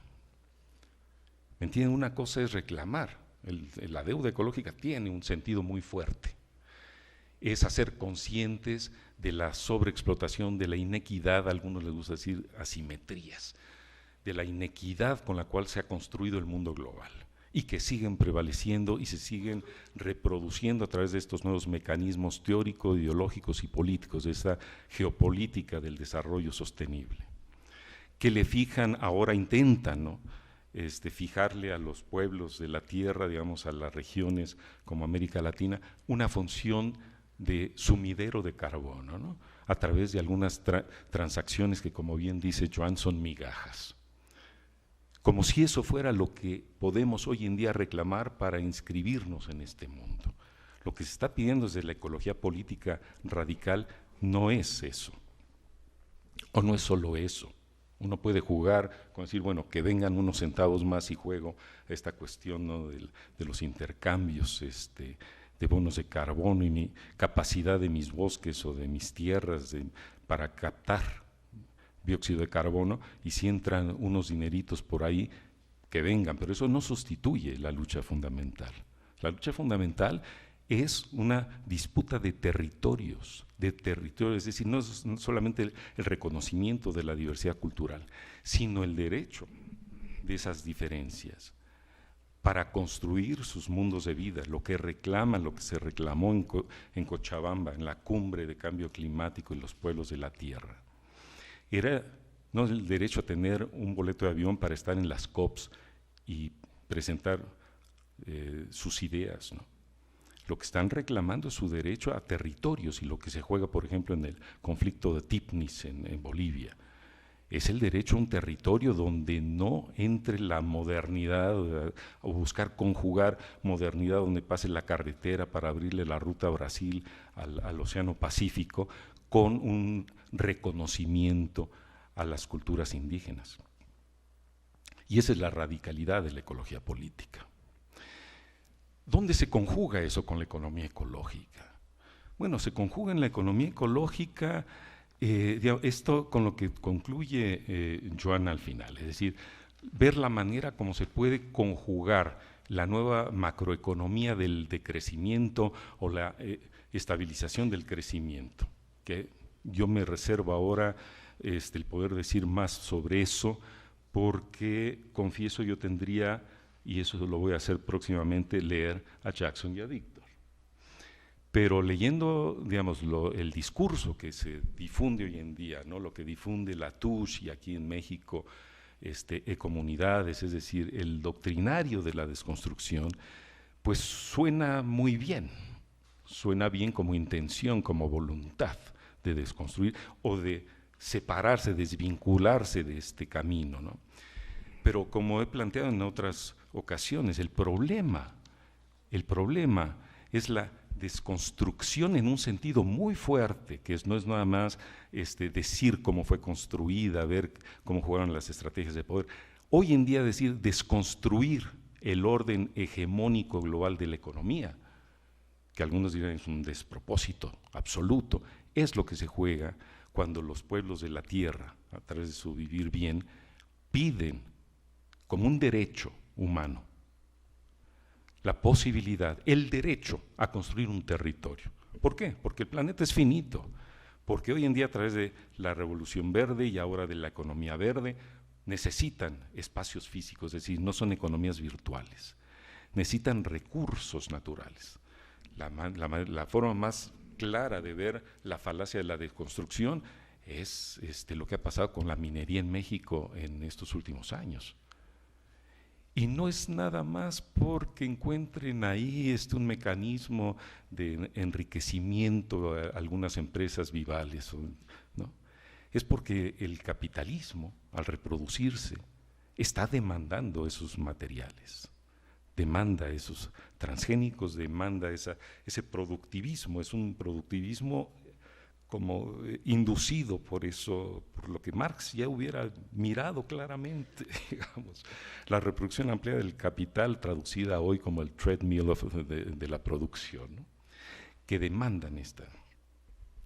Entonces, hasta ¿cómo podríamos hoy en día conjugar estas búsquedas de sustentabilidad a través de, ¿cómo diríamos?, hibridizar, conjugar los reclamos de estos pueblos de la tierra, de ese vivir bien que decía Giancarlo, que igual se presentan en todas las culturas. Sí, se presentan igual en el sentido de que cada cultura tiene su manera de pensar, es decir, su inserción en el cosmos, en los ecosistemas, en sus ecosistemas, y en su convivialidad con los otros de su comunidad y los otros externos a la comunidad, es decir, sus imaginarios, sus prácticas, su mundo. ¿Cómo eso se conjuga con estas ideas globales que vienen pues desde las alturas teóricas, ¿no? La macroeconomía del decrecimiento? Pues yo no digo que no hay que buscar cómo se conjugan, porque tendremos que buscar cómo se conjugan. La sustentabilidad final, la real que logremos en este planeta, si la logramos, va a ser no solamente el resultado de un diálogo teórico, político, entre estas propuestas y los procesos que desencadenan las ideas y las propuestas teóricas y los reclamos de los pueblos, no solamente digo la macroeconomía del decrecimiento, sino incluso lo que está en curso, los procesos de modernización o de supuesta modernización ecológica. Pero hay que decir que los pueblos de la tierra, cuando uno va con una comunidad quechua o aymara para discutir, y eso lo hicimos en un seminario justamente en Bolivia, la sustentabilidad desde la visión de los pueblos indígenas. La respuesta fue sorprendente.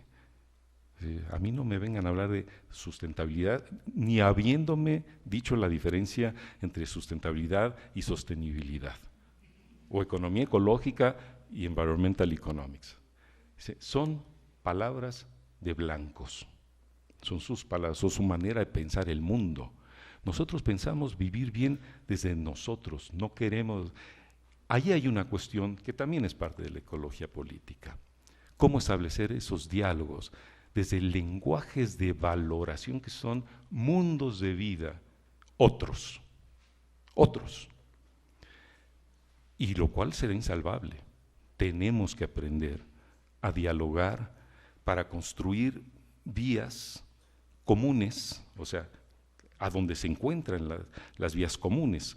El bien vivir obviamente querrá dialogar y construir más conjuntamente con el decrecimiento que con las teorías económicas dominantes, sin duda.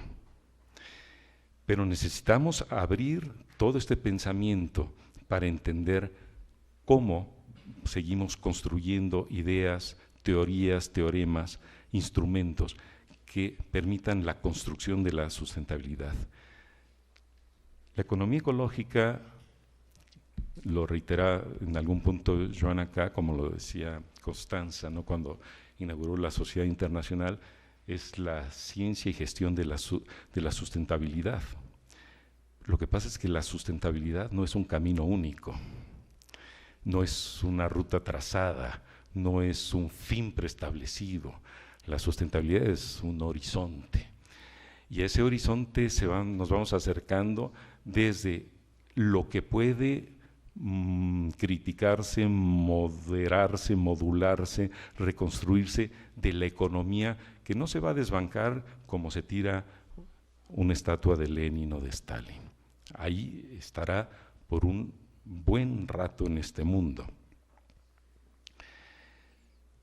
¿Cómo vamos entonces a construir no solamente unas alianzas holísticas entre disciplinas? Obviamente todas las disciplinas aún ecologizadas tienen que abrirse a pensar, a dialogar con otras disciplinas que andan buscando algo similar. La sociología ambiental, la ecología política radical, la filosofía ambiental, o la filosofía, la desconstrucción de la ecología, de la propia filosofía.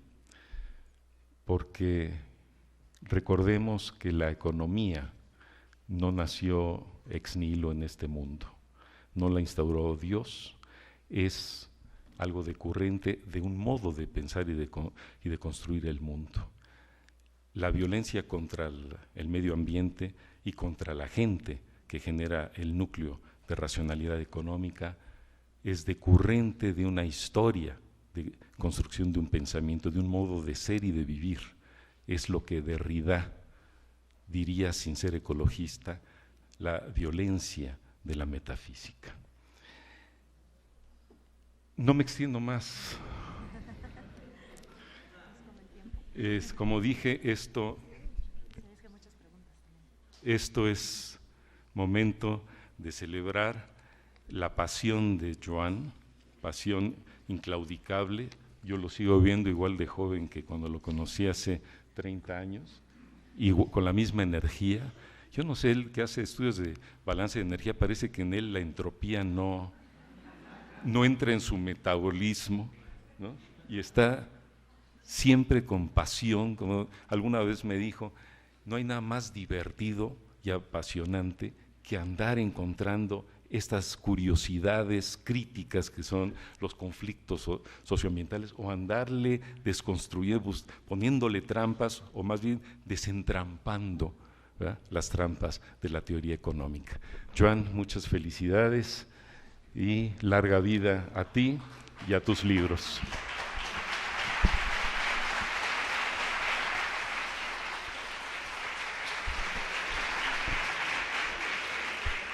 Bueno, gracias, doctor Enrique. Finalmente, vamos a destinar unos 10 minutitos, aunque sea, para que el doctor y los panelistas comenten. Nos hicieron llegar muchísimas preguntas, entonces paso el micrófono al doctor Joan y con eso cerraremos.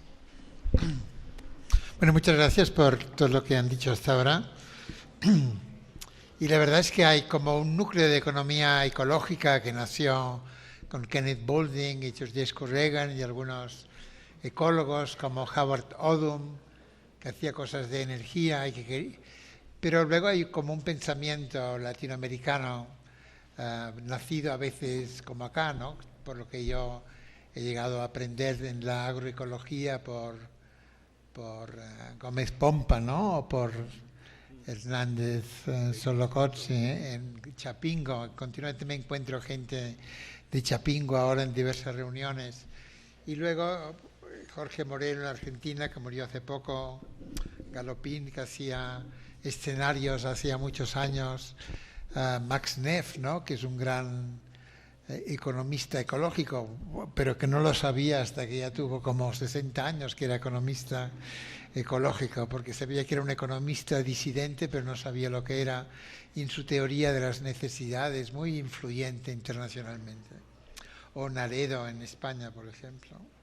Entonces, y claro, Leff y Toledo son parte de mis gurús, digamos, pero también adquiridos ya a cierta edad de todos nosotros. Yo el libro de Leff, Ecología y Capital, lo encontré en una biblioteca un año que estaba en California, en Stanford, y dije, Ecología y Capital, paseándome por las estanterías de la biblioteca, ¿no?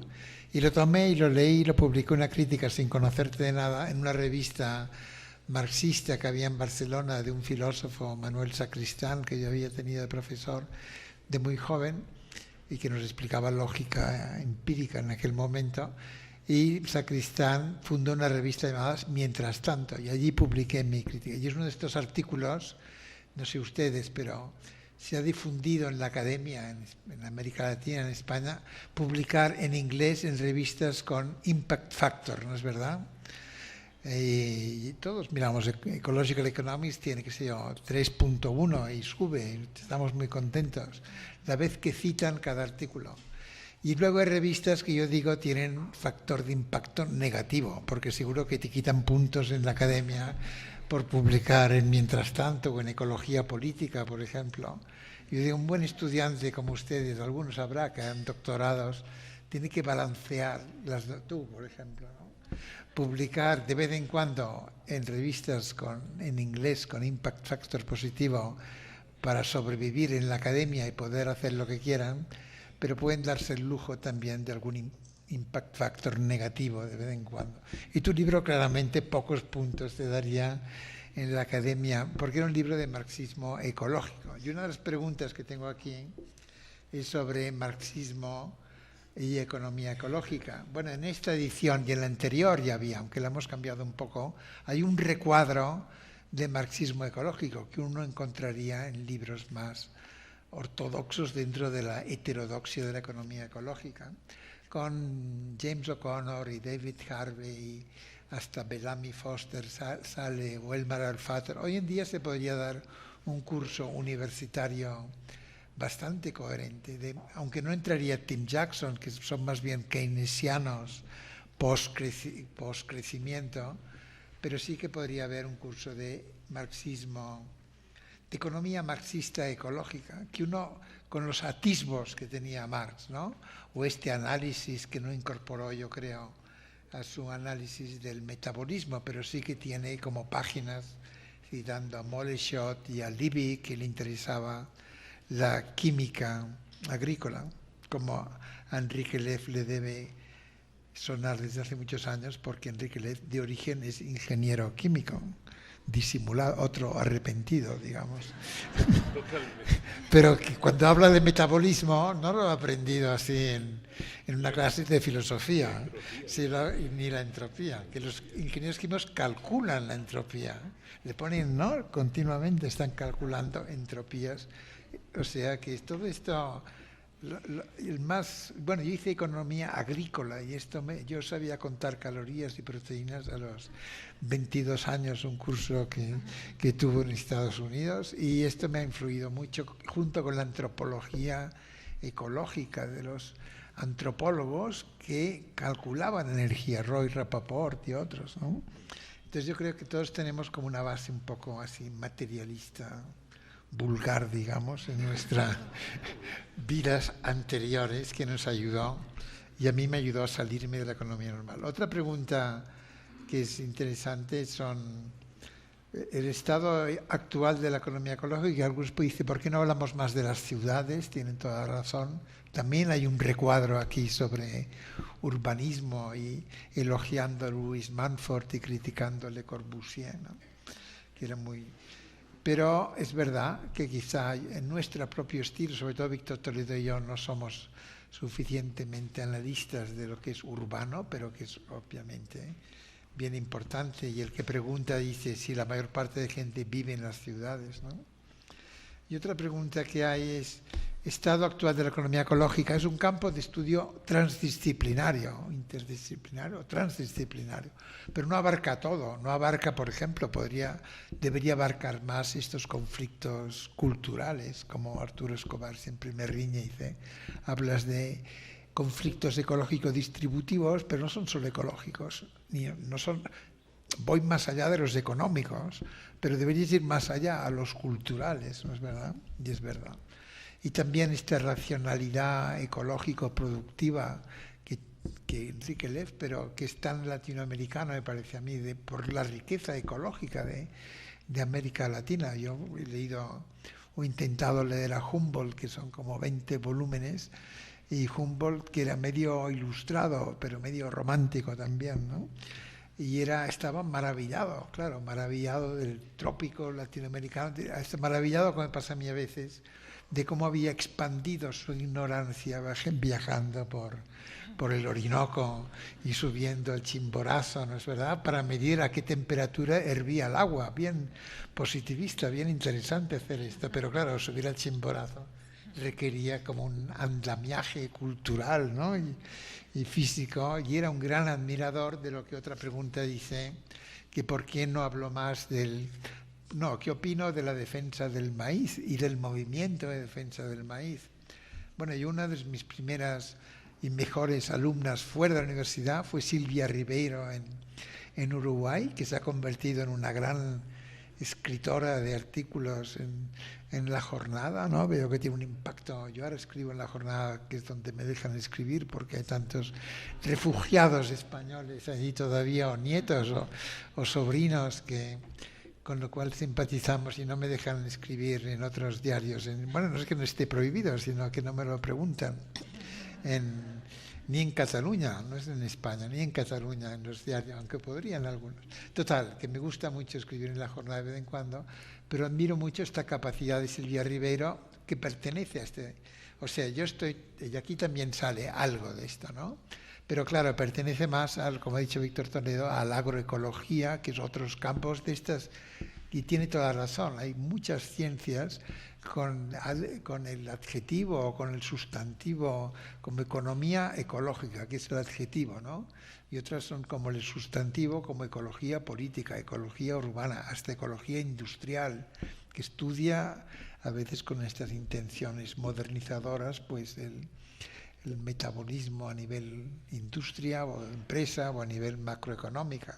Por ejemplo, Marina Fischer-Kowalski, que en el fondo es una socióloga, pero el grupo de Viena no hacen ecología industrial de empresa.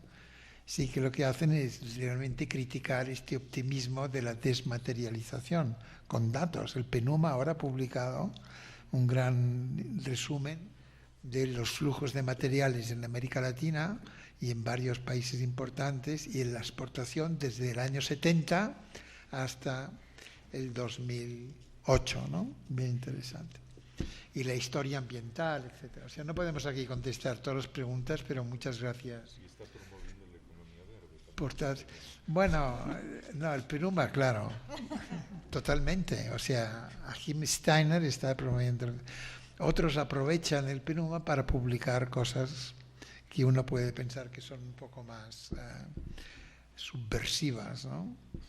Pero que es verdad, o sea, es verdad. Luego alguien pregunta, ¿qué pasaría con el capitalismo, ¿no? Yo el otro día hace 4 días, en San Cristóbal de las Casas, y estaba Gustavo Esteva, con quien nunca había hablado, pero que me gustó. Y él no habla del comunismo, habla de la comunalidad. La comunalidad como que encaja mucho con estas ideas en Europa tan minoritarias, ¿no? De Serge Latouche y de gente que yo conozco, que trata incluso de practicarlo, de vivir en comunidades, un neorrural muy reflexivo, ¿no? Un neorruralismo. Entonces, esto de la comunalidad me gustó, porque no es, como dice una pregunta, no es ni el Estado ni el mercado, sino algo distinto, ¿no? ¿Cómo se puede aplicar a nivel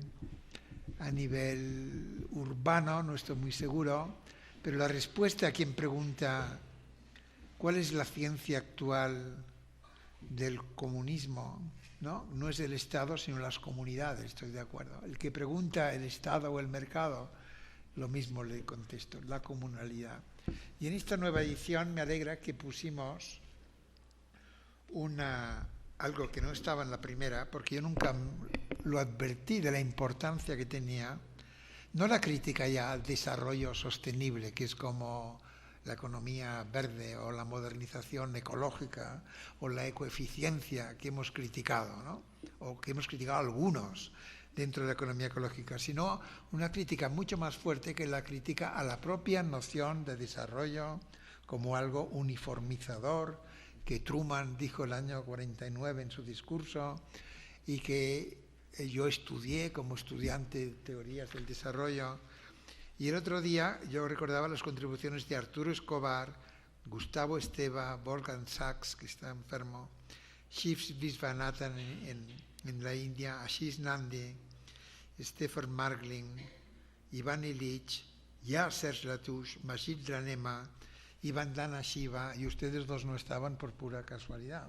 O Víctor quizá no, porque Víctor durante mucho tiempo predicó, y yo era su seguidor, la modernidad alternativa, ¿no? O el desarrollo alternativo, algo así.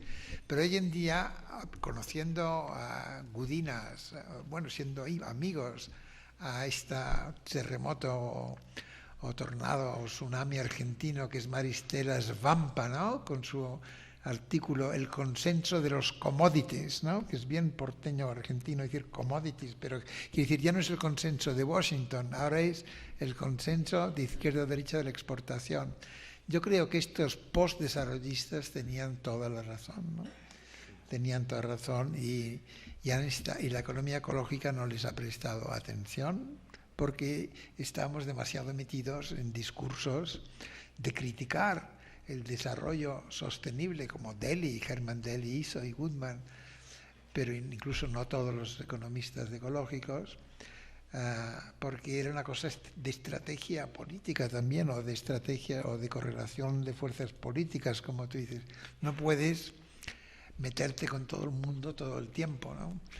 No puedes criticar. Pero yo creo que estos postdesarrollistas, sin hablar mucho de ecología o así, eran los que tenían razón.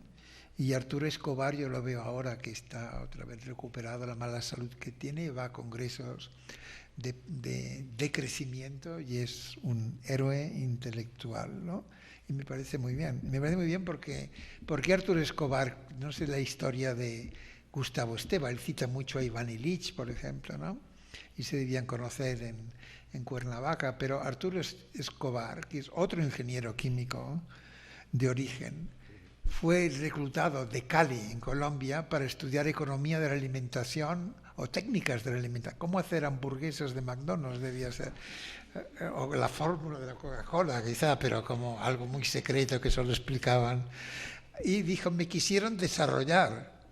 Los gringos me quisieron desarrollar, me dieron una beca, claro, acepté la beca, me fui a Estados Unidos a convertirme en un técnico de alimentación y me di cuenta de lo que me estaba pasando. Y me fui a Berkeley a estudiar antropología y luego escribió este libro que se llama Encountering Development, ¿no? Tropezando con el desarrollo, mi encontronazo con el desarrollo, algo así, ¿no? Y dice, porque yo ya estaba desarrollado, ¿cómo me iban a mí a subdesarrollar diciendo que yo era de Cali, Colombia, y que estaba subdesarrollado? Y que me iban a enseñar cómo desarrollarme, ¿no? Esto dice su libro. Dice, yo sabía bailar salsa mucho mejor, sabía un montón de cosas que en Estados Unidos no sabían. Pero, en fin, con su ironía lo explica y fue uno de los primeros. Pero bien, esto solo puede salir de la India con su 2.000, 3.000 años de culturas escritas detrás y del gandhismo, ¿no? Gandhismo, cuando le preguntan, ¿qué piensa de civilización occidental? ¿Qué piensa usted de la civilización occidental? Es como que preguntarle, ¿qué piensa usted de cuándo dejará usted de ser subdesarrollado y se convertirá? ¿Qué piensa de la civilización occidental? Y dijo, sería muy buena idea la civilización occidental, ¿no? Ojalá existiera la civilización occidental, porque muy civilizados no eran los colonialistas ingleses. Pues yo creo, a mí obviamente todo esto me ha influido mucho y ojalá hubiera más de esto en este libro, pero en fin, uno puede poner de todo. Y no tenemos mucho tiempo más, pero creo que han repartido preguntas para todos. O sea que si quieren decir algo más, pero muchas gracias por tantas preguntas, que es una lástima. Sí, yo creo que por el tiempo ya tenemos que cerrar el panel. Muchas gracias a todos, al doctor Joan, a Víctor, a Enrique Leff, a Giancarlo Delgado por estar aquí y a todos ustedes. Muy buenas tardes.